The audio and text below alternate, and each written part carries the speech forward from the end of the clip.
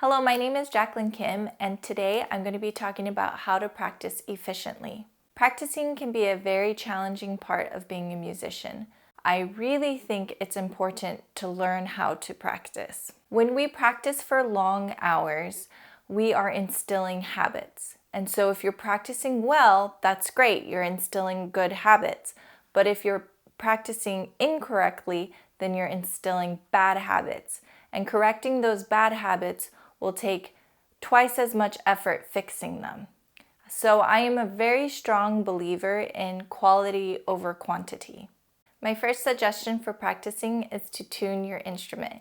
I know it seems very obvious, but tuning your instrument really allows you to have a clean slate to begin practicing.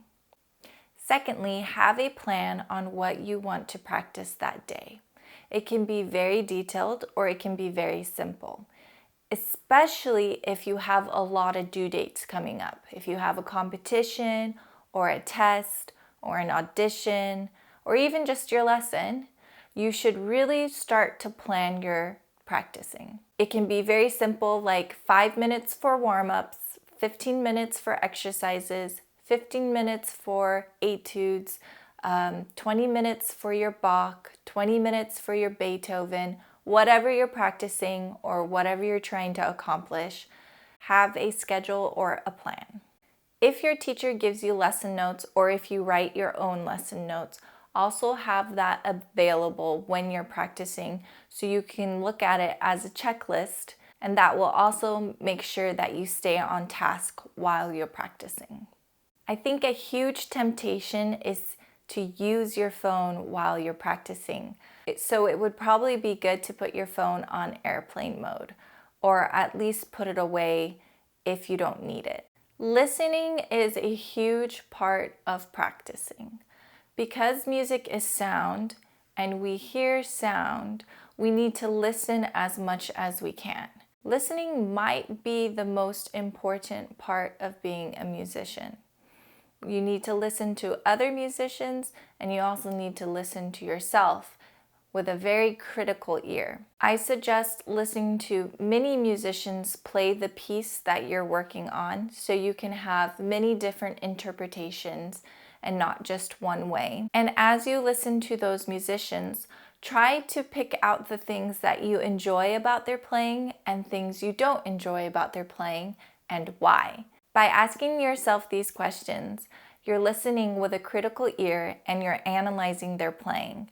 And this will help you listen to yourself and be able to pick out the parts that you need to improve and the parts that sound good in your practicing. If you're listening to a very long piece and you want easy access to listening to a certain part in your piece, I suggest putting little timestamps in your music. In every recording, it'll be slightly different, but maybe it would only be off by a couple of seconds. So let's say the orchestra has a very long intro. Well, you want to listen to when you start playing. So you could put in your music where you start playing 1 minute and 10 seconds. And then you want to listen to the cadenza part. Well, then you can put in 7 minutes and 30 seconds. And this way, when you're practicing, if you're practicing a certain spot for that day, you have easy access to listening to the recording. This way, your practicing is more efficient, you're not wasting time searching for that one exact spot, and you can accomplish more things in less time. A huge thing for musicians is fingerings and bowings. If you listen and watch some of the more famous violinists play, you'll notice that their fingerings and their bowings may vary. Sometimes you can pick your fingerings and bowings based off of what type of music you're playing, if historically is it correct, or within the genre, is that something they would do? But generally, we pick a bowing or a fingering that sounds the best to us as a player, and that's why bowings and fingerings may vary. Sometimes it can be very hard to pick bowings and fingerings. You want to try a lot of different kinds, and it's hard to commit to one, but try to commit to one early on. Don't leave things up in the air, because then when you're practicing maybe 10 different ways, and that's not very efficient.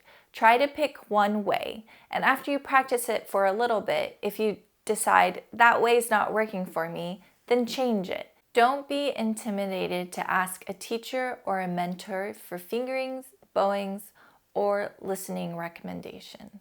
When I'm working on a specific piece, I try to always label the different sections. And depending on what type of player you are, certain sections may be harder for you than other sections. Sometimes I don't have much of a plan before I start my piece. I know I need to work on the hard sections, but I don't know exactly where to begin. So I like the structure of play through your piece, work on sections, and then play through again. When you play through your piece once, you make little mental notes of the things that went well and the things that didn't go so well. And when you finish, you work on the things that didn't go so well. At the end, when you're finishing up practicing, play through the piece again. See what you accomplished during your practice, see what worked, see what didn't work, and see what you need to keep working on. That will also help you plan for tomorrow's practice. Metronome. I am a strong believer in metronome. As a child, I didn't really know how to practice with a metronome. I wasn't even told to practice with a metronome, so I never really did.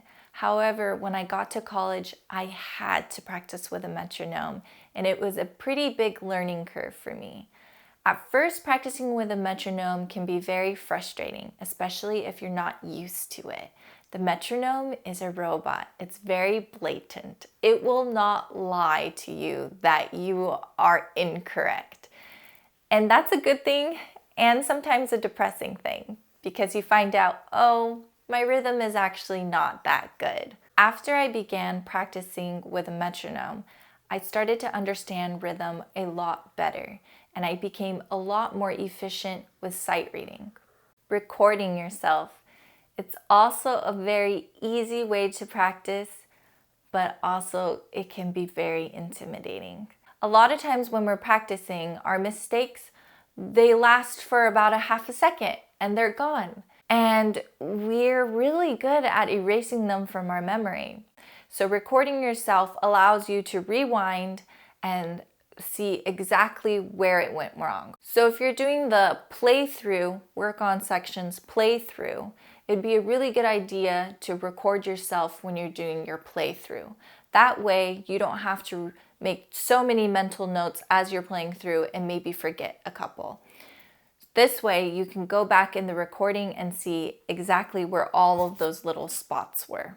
I think taking breaks in your practicing is very helpful and also very healthy. A lot of musicians, because we do the same little tiny motions over and over again, will develop an injury at some point in their career.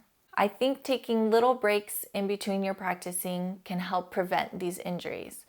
Also things like stretching, eating healthy, working out, trying to keep a healthy body will help prevent injury as well. Athletes are really good about pushing their bodies when they should, resting their bodies when they should, and fueling their bodies with healthy things all the time. And I think musicians should have a little bit more of this mentality. Because we do use our bodies for our career, we need to take care of them. If our bodies are broken, we won't be able to produce good music anymore. If I'm practicing for 3 hours, I tend to take 3 10-minute breaks. Sometimes I schedule them in, and sometimes I just listen to my body. So if I'm starting to get a little fatigued mentally or physically, I'll take a 10-minute break. During my 10-minute break, I try to walk around, get a glass of water, and maybe a little snack. Another intimidating practice technique is to play for your friends or family. I know it can be intimidating, especially if you don't feel ready, but it is a great way to practice, especially if you have an audition or a performance. By playing for your friends or family, you are gaining confidence, and you need a lot of confidence to be able to audition or perform well. And finally, One of the most important things is to schedule your practice time. We are all busy people, so we need to schedule our practice time just like we schedule when we go to work or our lunch break or what time is our appointment. We need to schedule in our practice time or else it might not happen. I use the calendar on my phone a lot, so I'll put in when I want to practice. Sometimes I split up my practice, so some days I practice for an hour and a half in the morning and then an hour and a half in the evening, and sometimes I'll squeeze in 30 minutes in between a couple of my students or before I have to drive to go to a gig. This way, it also helps me have ease of mind, so I'm not wondering or have anxiety of how am I going to fit in my practicing today. I already have it scheduled, I have it blocked off and reserved, so I don't need to have any anxiety. I hope this was helpful and you learned something new from listening to these tips and tricks to practicing efficiently. If you have any more, I would love to read them in the comments below. Thank you so much for watching. Please subscribe and like the video, and I'll see you in the next one. Bye!